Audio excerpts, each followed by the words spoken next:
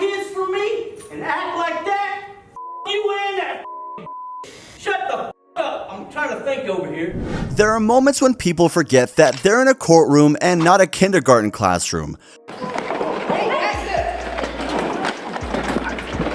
From sobbing spouses to lawyers having emotional meltdowns, this drama even involves the judges. In this video, we'll see some serious skills of people in the courtroom who can cry on the spot in the hope of getting out of trouble. At number 12, we have Shelby Isaac. The 19-year-old Shelby Isaac was convicted for her role in the 2016 unalivings of a pregnant woman, a man, and an unborn child during an alleged hair weave robbery at Sycamore Lake Apartments. Isaac, after hearing her guilty verdict for second-degree unaliving, collapsed in tears. The jury also found her guilty of criminally involved homicide and reckless homicide. The victims, Eddie Tate II and Edwina Thomas, perished in the incident. Prosecutors argue that Isaac planned the unalivings over a refund dispute for hair weaves. Isaac's defense argued a lack of concrete evidence, but the case remains a tragic tale with emotional courtroom moments and a young woman facing severe convictions. Next up is Jaleel Smith Riley. Judge handing down that sentence today to a man who admitted to killing a young woman and badly injuring her boyfriend in 2013. A judge in Hamilton County sentenced Jaleel Smith Riley to life in prison for his involvement in a 3-year-old unaliving case despite his earlier attempt to withdraw his guilty plea. Smith Riley had pleaded guilty to aggravated unaliving and attempted unaliving, but later changed his mind. The judge, Charles Kubitsky, denied the request and handed down a life sentence without parole, which caused Smith Riley to collapse in the courtroom. Smith Riley also received an additional 11-year sentence for attempted unaliving. He was involved in a 2013 armed robbery during which Portia Brooks was tragically killed. Smith Riley confessed to the crime and faces an uncertain future with a possibility of an appeal. At number 10 is Ashford Thompson. Ashford Thompson was convicted in 2010 for unaliving Twinsburg police officer Josh McTarian in 2008.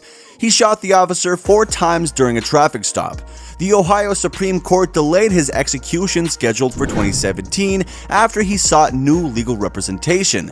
Thompson argued he had a serious personality disorder at the time of the crime and needed a psychological evaluation and broke down in tears. The tragic event occurred during a late-night traffic stop due to loud music and suspected drunk driving. Thompson and his girlfriend fled but were later arrested. At number 9, we have Roxana Sikorsky. A 15-year-old is charged for allegedly stabbing her 12-year-old brother in a shocking incident. After realizing the big mistake which she had committed, she started to burst into tears while inside of the courtroom. On October 17th of 2014, she and her oddly 23-year-old boyfriend Michael Rivera planned to harm her family members and run away together. While inside the home, Sikorsky followed Rivera's instructions through text messages and stabbed her brother in the throat, also trying to harm her younger sister. The two fled the scene and the police were called. Both Sikorsky and Rivera were arrested though. They're facing serious charges. Next up is Dylan Shoemaker. A 17-year-old from Buffalo, New York, believed his tears and white privilege would save him from a second-degree unaliving conviction after beating his girlfriend's 23-month-old son to death. During his sentencing, he was caught off guard when the judge read his own words back to him. Shoemaker had said, "I'm a 16-year-old blonde.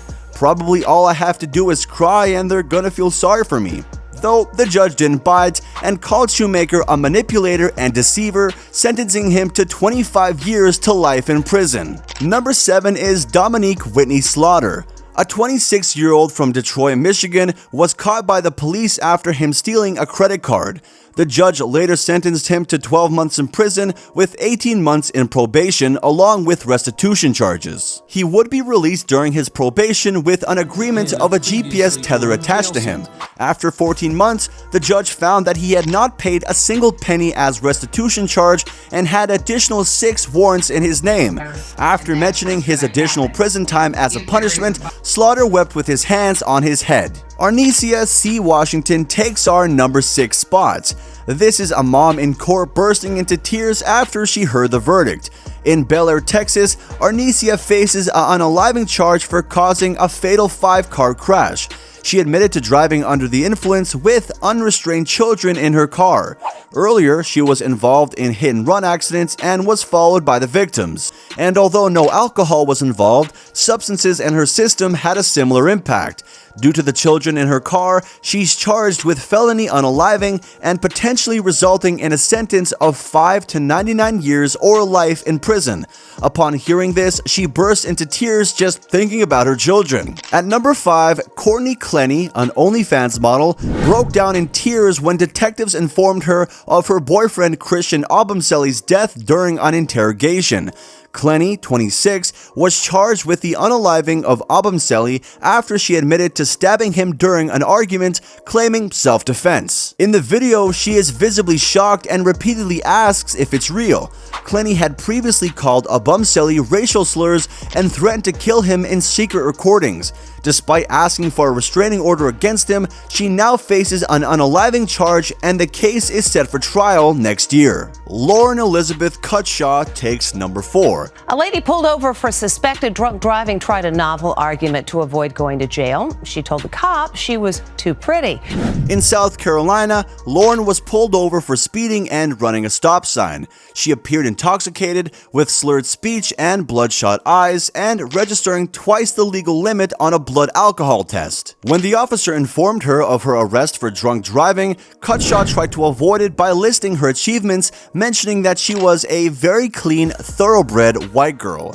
She highlighted her university honors, cheerleading, dancing, and sorority membership. She also mentioned that her partner is a cop. Cutshaw faced various charges, including DUI and drug possession. It was reported that after realizing the mistake she had made, Lauren wept as she was free from substance intoxication. Darla Renee Jackson, who pleaded guilty to unaliving U.S. Navy Chief Petty Officer in a road rage incident, was sentenced to 6 years in prison.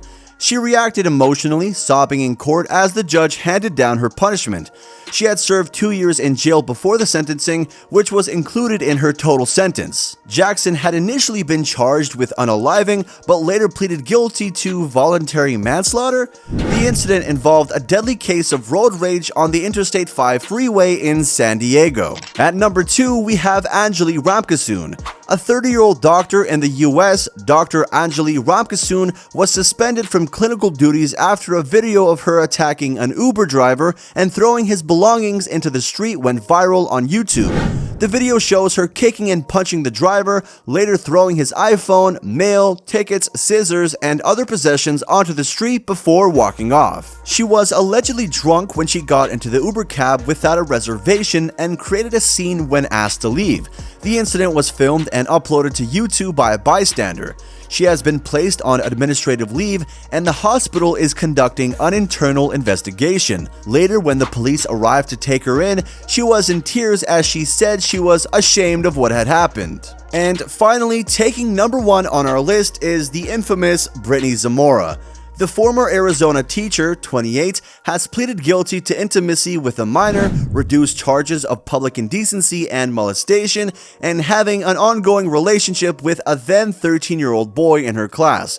After hearing her sentence, Zamora was seen wiping her tears as her attorney patted her on the back. She was arrested in March of 2018 after the victim's parents contacted the police. The boy's stepmother discovered suggestive texts on his phone and alerted authorities. Zamora allegedly called the parents to discourage them from involving the police, but the conversation was recorded. Prosecutors had released text messages between the boy and Zamora earlier, providing further evidence of their relationship. And there you have it, guys. Tell us if you thought that any of these people had genuine tears or if they were just all crocodile. Also, if you haven't already, do like and subscribe to the channel and share with your friends. And in the meantime, we will catch you in the next video. Take care.